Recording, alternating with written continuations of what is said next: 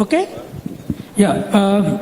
Let me at the outset thank the organizers for giving me this opportunity of moderating this. You know, normally I'm known as an academic batsman, but Prabhu Chawla made me bowler now. I think I'll have a lot of hits from a friend like Madhu is also here. Now, the issue is, can religious institution create secular minds? As initial remarks, I would say that there are various religious institutions. Since the world constitutes of multi-religious structures and formations, there is a difference between one religion and other religion in terms of creating a mind itself, whether one mind would be of secular nature or not. But when we come to India, India is a system of almost all major religions that exist here, operate here, and then conflict with one another on everyday basis. Now, it is this that really led us to a major problem while adopting democracy, adopting democratic institutions, which should function completely separate from the religious institutions. It is in this context I would bring in two important historical figures who did different kind of exercise about secularism from the social base and spiritual base that they come from. Number one, Pandit Jawaharlal Nehru. Nehru was the first major Indian political practicing thinker who strategized the functional formation of secularism, whether it is in the schools, colleges, or universities, or in the assemblies, parliament, wherever. And one of the great characteristics of Nehru was, he was from outside religious institutions. He was an atheist. He did not believe to be near to any religion. Therefore, he defined secularism in a particular mode, and that secularism really at least saw that Indian system could operate democratically throughout institutions for almost all these years. Then there came another political practitioner who defined secularism differently. That is Lal Krishna Advani ji. Advani, as against Nehru, was a religious believer, a believer in one religion as the fundamental Indian culture of institutionalization, and he tried to negate Nehruvian definition, practice of secularism by calling it pseudo-secularism without properly putting a positivist view of that secularism. I think this has created a crisis. So therefore today we see the conflict between Nehruvian understanding of equidistance, which is being condemned as liberal, as atheist, as Nehru is most negated person by the establishment today. But what is that positivist understanding of the pseudo-secular theory provided to go with the nation, with the institution? This is a problem. I think with that kind of institutional mind, I don't think Indian democracy will be safe. Now, this is what we need to discuss, and then I'll start the discussion with Professor Dinesh Singh. How much time do I have? No, each one of you need to take 7 minutes to, 6 to 7 minutes to put your point, and all of them put their points. Then we will discuss. But normally it is from here. I am a teacher. Yeah.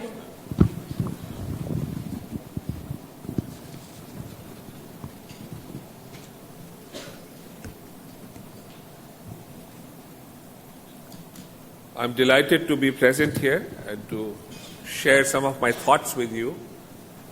In spite of the chairman's instructions that maybe I could speak while seated, I prefer to see my audience before I speak, and so I decided to stand, and for no other reason. And I am quite intrigued by the title of the panel discussion today, the theme, which says that can religious institutions create secular minds? And I'd like to put this in a slightly broader context. I have limited time, and I'll try and put my point as easily as possible. That, to my mind, there is a broader meaning of religion which flows to us from the Sanskrit word dharma. Many times when we talk of religion and we translate that into Hindi or Sanskrit, we use the word dharma, but dharma has a much bigger meaning. Dharma literally means that which binds you, jo bandhta hai, which binds you, that is your dharma. And if you talk of a religious institution, then I cannot accept an institution which calls itself religious, which does not allow you to find your swadharma, your own internal belief. Each one of us has a drumbeat within, which is our belief, and we need to figure that out. So if there is any such institution that does not allow you to delve within and figure out what is it that you believe in, and it was best exemplified by what Gandhiji said. Gandhiji said in the context of religion that it is important to believe in something. And he said, therefore, that for the atheist, it's his atheism which is his religion, and that will take him to his God, whatever he believes in. So the important thing is for religious institutions to allow that to happen. And coming in from my own experiences, I am a Hindu in any broad sense, no narrow-mindedness here. My understanding of my religion is a little better than of other religions. And I am guided by that text in my religion, the Bhagavad Gita. And what is it, this religious institution? This book is an institution in itself. And what does it say? It says, just like all rivers eventually flow into the same ocean, all forms of worship lead to the same God. If that is allowed, then you're creating a secular mind. If you accept that, so let us be liberal and tolerant. Let us accept that whatever you worship, if you do it with honesty and sincerity, it will take you to that supreme being whom we cannot define, but we accept. The Bhagavad Gita also says that a true believer, a true yogi is one who makes no distinction between a man, a woman, a dog, or an eater of dogs. Let us learn to accept everyone with an equal eye, with unbiased attitude, and to allow the other person to have his or her point of view. If a religious institution allows that, it will allow a secular mind to be created. And if you keep elaborating on this theme, then I am forever reminded of Ramakrishna Paramhans, whom Gandhiji called a living God. This is the father of the nation, calling him a living God. And what did he say, this living God? He practiced every single religion that he knew. Christianity, Islam, Hinduism. He actually practiced its philosophical precepts and practices. And eventually this living God, as described by Gandhiji, comes to the conclusion that they all take you to that one absolute truth. If that is not secularism, what is? But remember, I'm trying to tell you something here. The important thing is to finally come to believe in something. And that belief then allows you to ennoble yourselves, to uplift yourself, to find your true calling. And that is amazingly described by the great thoughts and actions of the transcendentalists of the United States. Emerson, Thoreau, Ruskin, Carlyle, all of them, who deeply influenced Mahatma Gandhi. Mahatma Gandhi's ideas, even on Hinduism, developed better because he was influenced by these Western thinkers. And when I read these Western thinkers, guess what? They were Christians, all of them. But they were also deeply influenced by the Bhagavad Gita and the Upanishads. That is secularism. Let religious institutions learn to do that, and then we will learn to be secular. The story goes on. Each one of us must decide what we believe in, and the other person must understand that what he believes in is his sincere belief, and we must allow that to prevail. Do religious institutions allow that? I am not an expert on religious institutions. But what little I have seen, I studied in a Christian school all through my life and in Christian college. And I never once was told that you cannot do this or you should do that. In fact, in my school, in fact, the Bhagavad Gita was read many times in the morning assembly, so were verses from the Quran. If you have a true religious institution, I do not wish to name any institution, but I will give you a yardstick. And use that yardstick and figure this out. If that accepts unity in what others are saying, if the teachings of that religious institution, not the religion, and how do you accept that? You know, in Hinduism, ahimsa is considered the supreme belief, param dharma. Islam means peace. Christ always spoke of the other cheek. Bhagwan Buddha always spoke of non-violence. So where is the difference? In the Quran Sharif, Paigambbar Sahib says with clarity, complete clarity, that this world is really an illusion. Maya hai.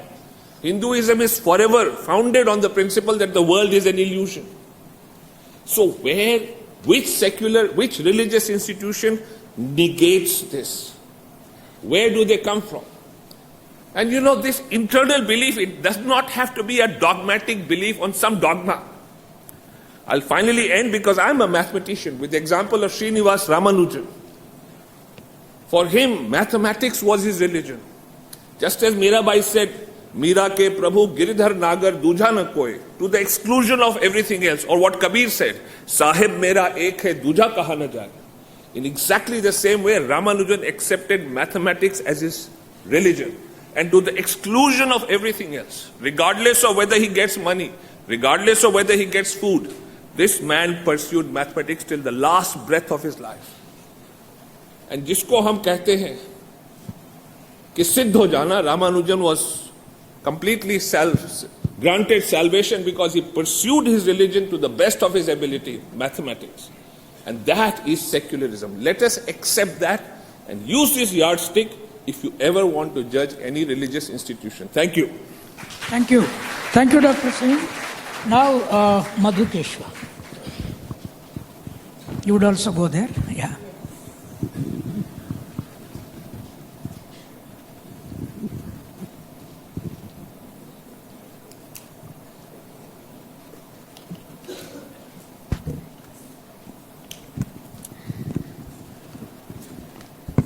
I'm, like many others, delighted to be at this summit and have learned a lot since yesterday.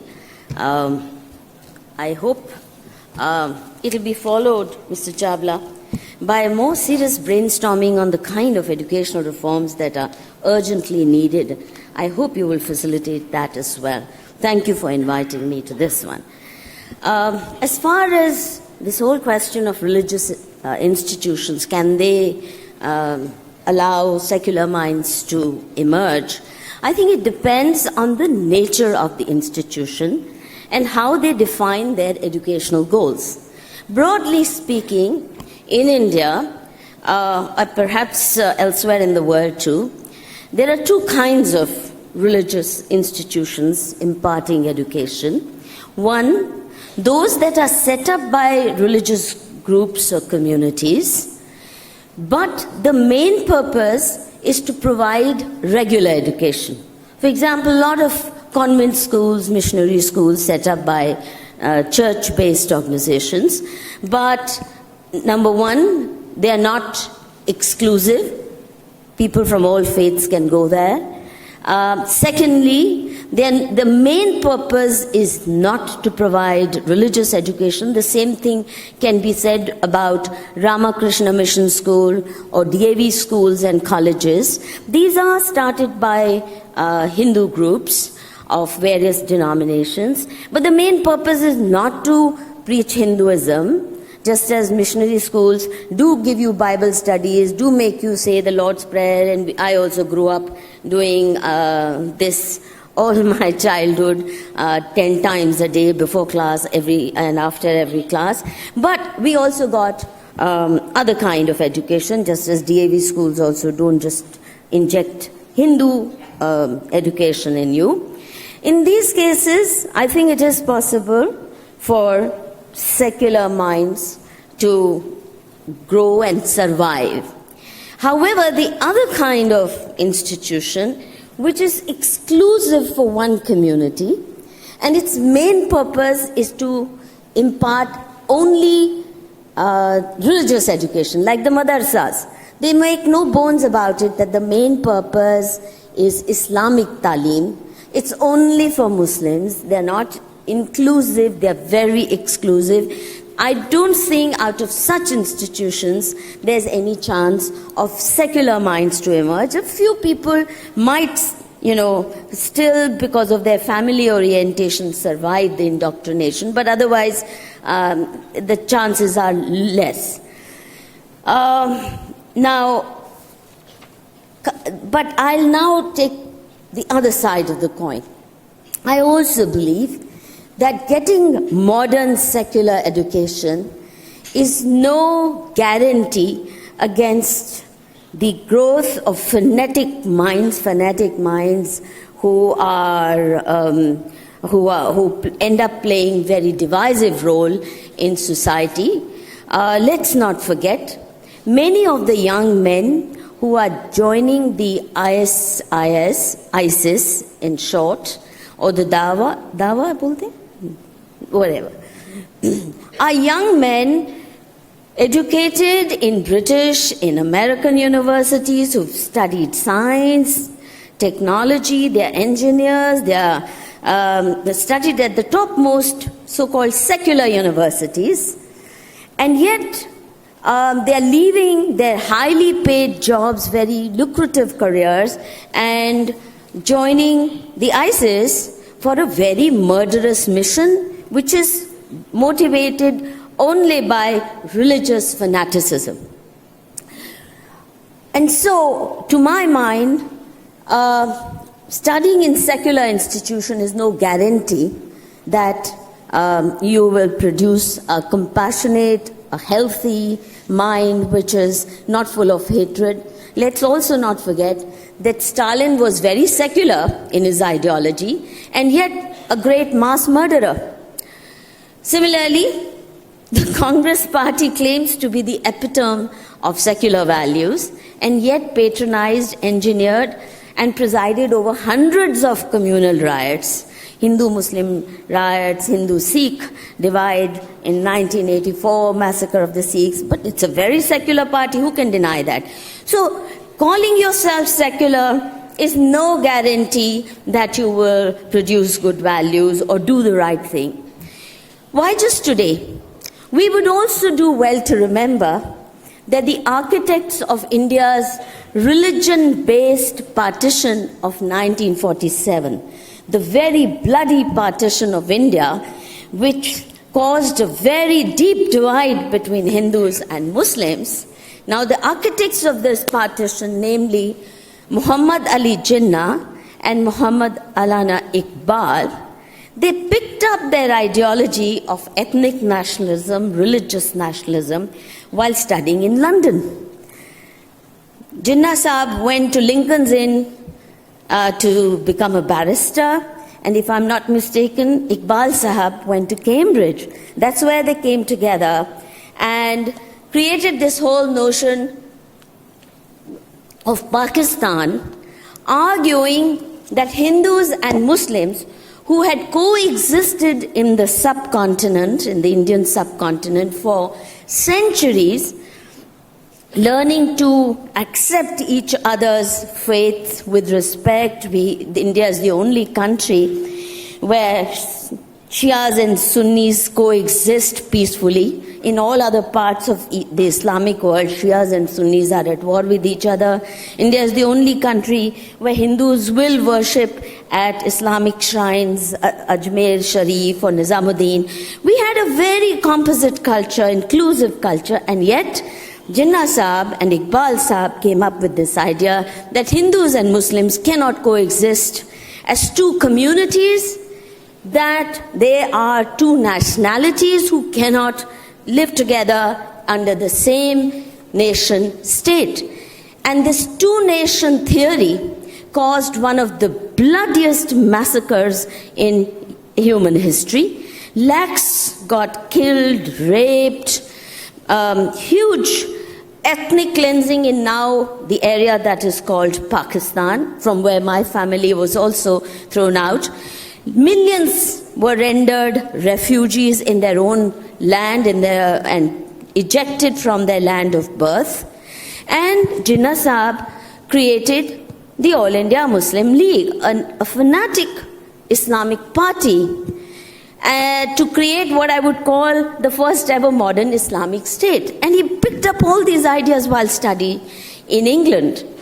So the point that I'm trying to make is that just getting secular education is no guarantee, because many of the murderous ideas have come from people who picked up that education. By contrast, take Maulana Azad, who was a thoroughbred Islamic scholar, knew Persian, knew Arabic, knew a whole lot of languages, deeply pious Muslim, where Jinnah Sahib was not even a practicing Muslim. But Maulana Azad became one of the tallest figures in the freedom movement and one of the closest colleagues of Mahatma Gandhi and Jawaharlal Nehru, committed to build a secular India. He refused to go to Pakistan. He refused to accept the ideology of Pakistan to his last day.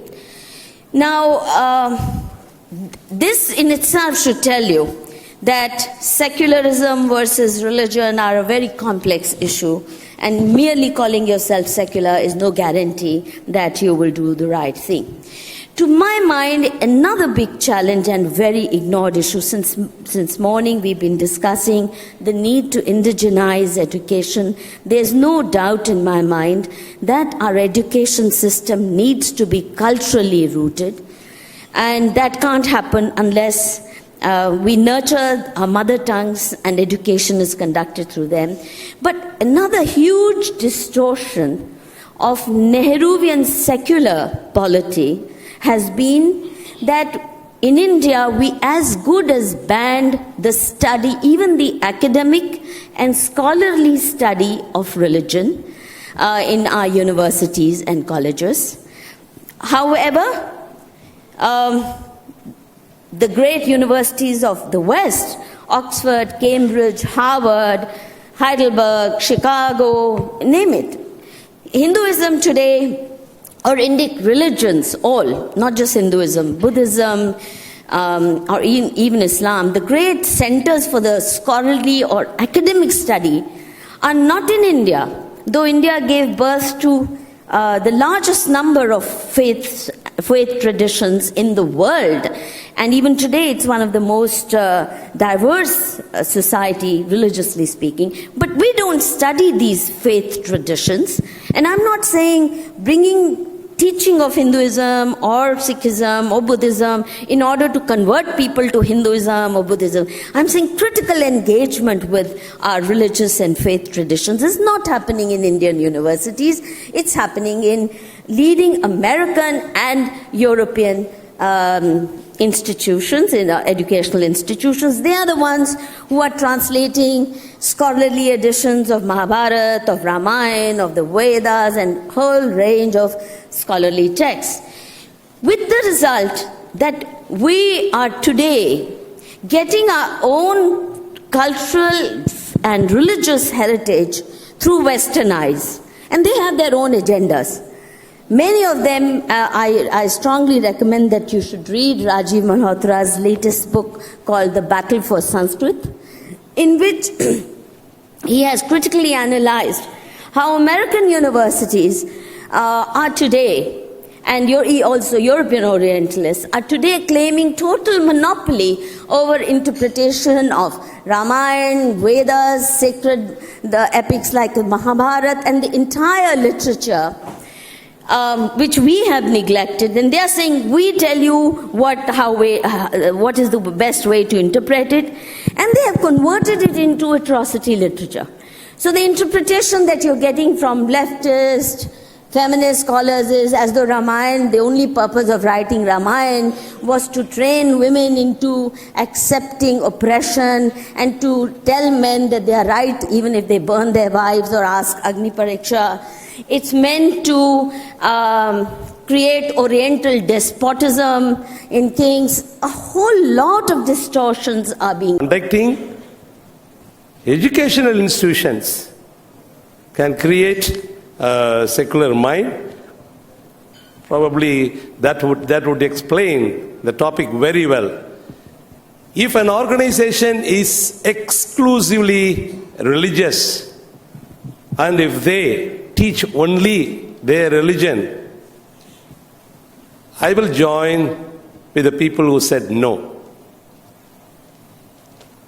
The institutions that are run by religious, mostly in India, are educational institutions where in the admission process itself we find there is inclusivism.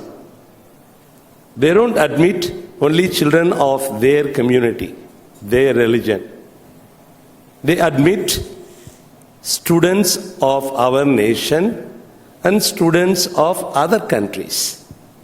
We don't care about admitting only one community children. The inclusiveness itself is the bedrock of our secularism. The moment I have students from different religions, different communities, there I am giving witness to secularism. Also, in religious institutions, when they begin the academic year and when they end the academic year, usually they have prayer service.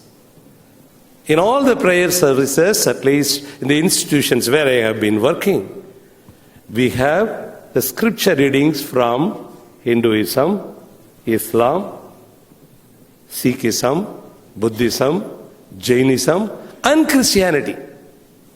It is to tell the students who are with us to understand that India is a land of several religions. Even in the curriculum that we have all the values that are from many religions. We would like every child that comes into the educational institution to become a better human being. That is the purpose of any educational institution.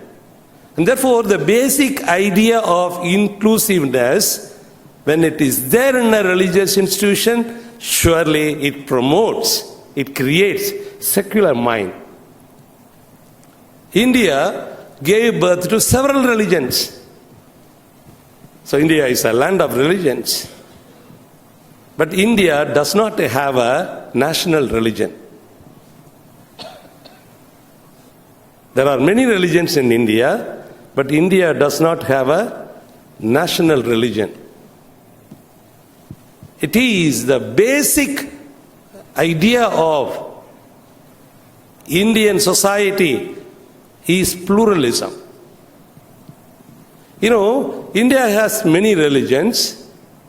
As I love my mother, as I appreciate my mother, as I respect my mother,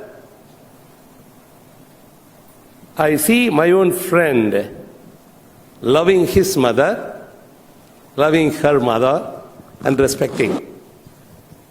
When I say I love my mother, I do not mean that I hate your mother. I say I love my mother, I respect my mother. When someone loves his mother, I appreciate that he loves his mother and appreciates his mother. When this basic aspect is missing, secularism will disappear. The pluralism in India, unlike you take American system where they keep religion separate. But the Indian nation, in its politics, in its administration, it does not negate religion. Rather, we have national holidays when we have religious festivals. And our national leaders appreciate people who celebrate their religious festivals. And what we find in our country, people in general, whether they are Christians or Hindus or Muslims, everyone joining together and celebrating Diwali, Christmas, or any celebration. That is something very, very interesting which communicates the basic pluralism in the society. And therefore, as long as we promote and understand this aspect of pluralism that is basic to the nation, and if an institution that conducts education, if it does not understand this basic value of our country, it will not be able to promote secular minds. Friends, I come from Loyola College, and I worked in St. Joseph's College, Trichy. I also was a professor in St. Xavier's College, Palayamkottai. Also worked in Arlanandar College, Karmathur. All these institutions are Jesuit institutions. And I have studied in Madras Christian College. And I can give you a number of examples. So let me restrict myself from these institutions. All these institutions are religious institutions. These institutions have created several stalwarts, several politicians, several leaders of our army, navy, and air wing, several social reformers. And all these great people studied in a religious institution, and among them, to name a few, respected Venkatraman, our Dr. APJ Abdul Kalam, Dr. Radhakrishnan. They were all the first citizens of India, and they studied in these institutions. And we have any number of stalwarts, as I mentioned, all of them have studied in these religious institutions. They will witness to secularism in these religious institutions. And I believe any institution that maintains exclusivism and fundamentalism will not promote secularism. Any institution, educational institution, that has understood inclusivism, pluralism, unity in diversity, based on his experience in the country. I look at my country, even in this audience, I see people from different parts of India. The dress indicates, the food habits it tells me, the religion that you belong to, such diversity that we have. If I refuse to accept this diversity, this pluralism, I will not be a friend of India. I will not love India. And when I remain as a person who does not appreciate the pluralism and diversity, and I do not include everyone as my brothers and sisters, and I fail to respect them, then I am not a friend of India. Probably I belong to some other nation. And therefore, I feel and I wish that this forum where we discuss, can a religious institution, create secular mind? Yes, as I said, I say yes, provided we get rid of this exclusivistic tendency and fundamentalism. Thank you. Thank you, Dr. Joseph, for that nice comment. You know, in this panel, all the three speakers studied in Christian schools. I studied only in Telugu medium under the tree school. I did not study in any Christian school at all. But I think they seem to be secular. Now, the question today, all of us, the panelists, I'll take their views, is that, see, if you look at the recent Hyderabad University incident, Ambedkar Student Association is a Buddhist association. And ABVP's allegiance is to Hinduism. And then the conflict actually started there. Now, Rohit's body was cremated according to Buddhist tradition that he wrote. He told earlier, if something happens to me. So, from school to that, there is another problem of secularism in this country. There has been enough debate about religious institutions, whether they construct secular minds, but we have not discussed whether caste institutions, caste structure can construct secular mind. That is the problem. That is the problem from school to university. And India is going to face that problem much more significantly in future. So we need to focus around that. Secondly, in the school education, there are two distinct religiously institutionalizing schools which seem to be negating secular mind construction. In that, the Saraswati Shishu Mandirs that an RSS-like organization runs is one set, and the madrasas that some of the Muslim organizations run is the another set. The third is the Christians, which started schools for all, and best of the English educated today came from Christians, but all of them are there. These two people studied in Christian schools did not become Christian at all. So there is one dimension in this.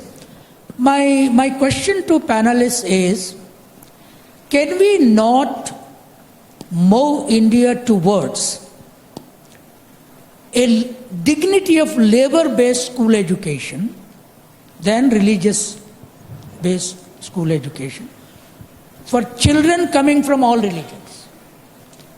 Who makes the shoe? Who makes the pot? Does Indianization means only Hinduism or Sikhism, Buddhism? What about pot makers much before Veda? What about brick makers much before Veda was written in Indus Valley civilization? What about the barber who worked out a sharpest blade in this country before anybody in the world could have a shaving blade? If Brahma, Vishnu, Rama, Krishna's faces were shaven, who shaved them? It was the barber.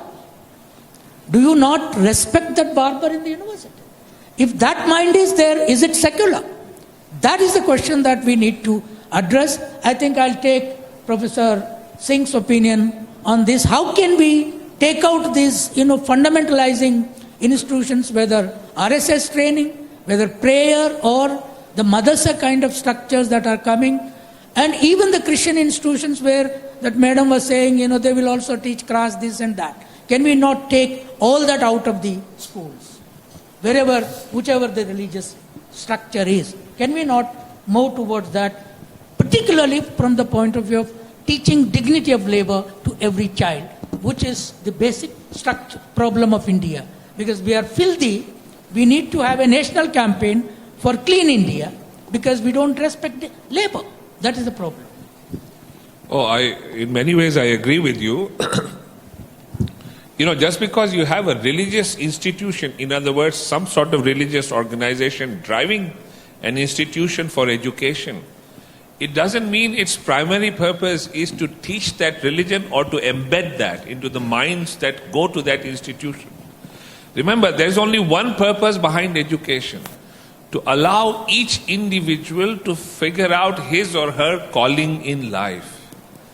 And in that context, I honestly, though I'm not an expert on religions, what little I have understood, I cannot see any religion prohibiting the use of hands, the things that you emphasized.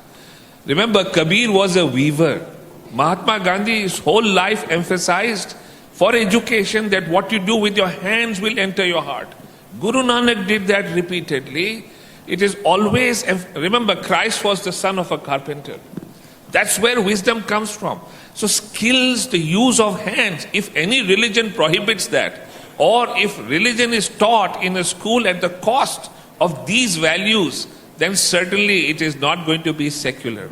So I don't think that we should allow that. Yeah, Madhu? Take Hello. While it's true that we didn't, people like me didn't get out of our school becoming Christians, but there's no doubt that the education I got was very, very Christian-centric. We were only allowed to say the Lord's Prayer, only taken to the chapel.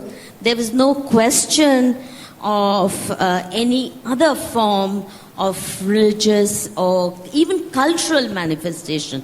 As you mentioned, a bindi or things like that, they was really looked down upon. What is worse, and what left a very deep trauma in my mind, was that we were forbidden from speaking in Hindi. You'd get black marks. It was really looked down upon. After class 9, we weren't allowed to study higher Hindi. I was the only one in my, because they said, we won't give you a teacher, you have to take lower Hindi, which was like, Gaye Ghaas Charta Hai, and you corrected it to Gaye Ghaas Charti Hai. So, the Macaulay agenda of deracination, of making you culturally uprooted, was definitely part of it. Secondly, see, the upper class convent schools don't try to proselytize, but I am very well aware of how missionary schools meant for the poor, and which run separately, are engaged into very aggressive and also, unfortunately, and Jesuits don't do it, Father, but you have many crazy Christian sects who really punish children if they are studying in the Christian schools, if they as much as take part in family pujas or any festival which has a Hindu overtone. Children are beaten to a pulp, and I have interviews even recently from my Bihar field work. I was not actually studying missionary schools, it just happened I was studying some poor communities. So there is definitely an agenda there. And let's not forget, American universities like Harvard, like Stanford, like Columbia, claiming to be very secular, are today prime centers for Hindu bashing and representing Hinduism in a very demonic light. I'm in the social science research, and I can tell you it's very, very offensive, the kind of literature that is being produced. And finally, even this version of the caste system, I agree with you that the distortions of of human relations that has gotten embedded, especially with regard to those declared untouchable, is one of the biggest blots on the face of Hinduism.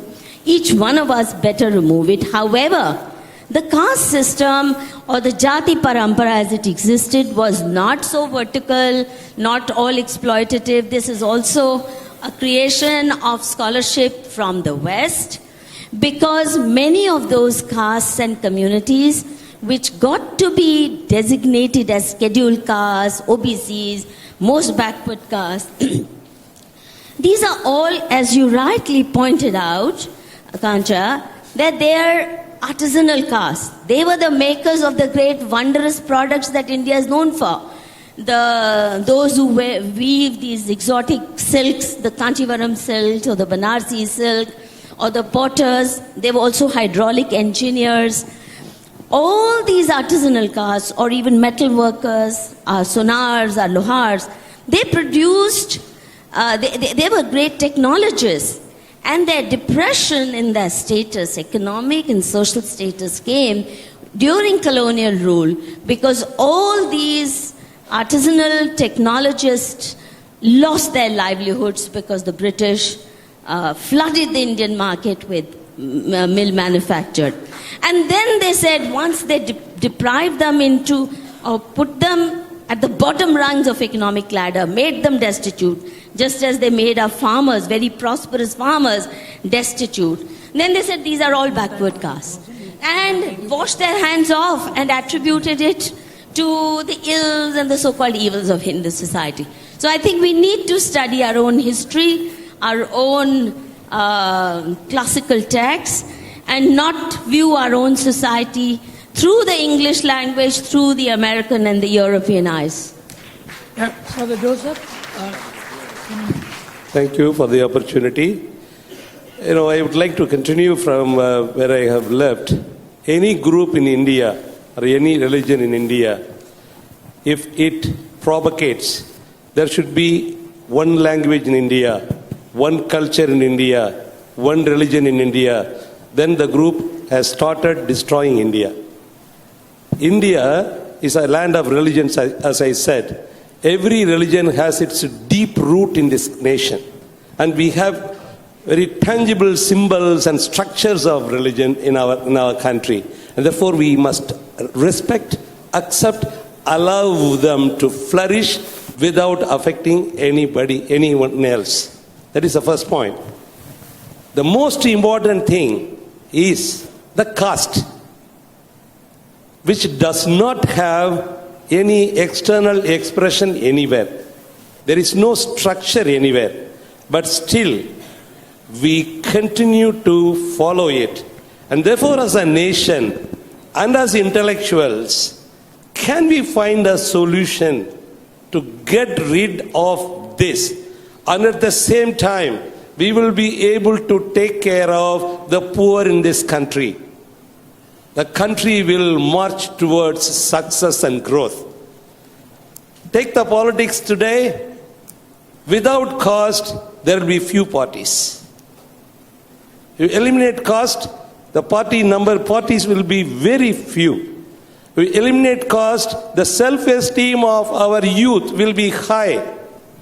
A student of my college, if he falls in love with a girl, the first barrier that he has to cross is he has to identify whether the girl belongs to his caste or not. Otherwise, his life is at stake. Why should we create a barrier in the name of caste, and in the name of caste we divide the society, our politics is divided, and this is a major problem that divides us, and on that ground we respect some, we don't respect our own citizens who were born and brought up in this mother earth.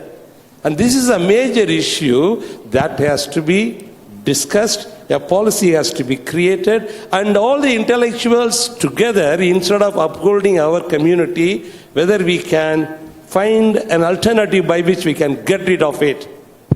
I used to discuss with my students that you have in your community certificate EFC, BC, OC, CASI. Yeah, I'll stop in a minute, man. See what type of things that we have. Whether we do we have the guts to say, can we introduce NC, no community? Are we willing to join? Something like that. I would request the intellectuals of this country to come out with a solution that will consider Indians as Indians, not as people of caste. Okay. Thank you. Thank you very much. We'll just take two questions because there is no time. Can Mike go to somebody straight away, to that lady there? Yeah, ladies first. Please give us your name and tell us where you're from. We'd like to know where you're from before you pose your questions. Thank you. And speak into the mic, please. Yeah, I'm Gayatri Harikumar. Straight question, please. Yeah, I'm Gayatri Harikumar from Guru Nanak College. I just would like to make one observation and then to the question. No, straight question. Okay, sir told me that religious institutions would not emphasize on an application form stating the students to give their community. Can they omit a column saying that no religion needs to be mentioned? Yeah. Can they give reservations like that? I, as the chairperson of this panel, would say yes.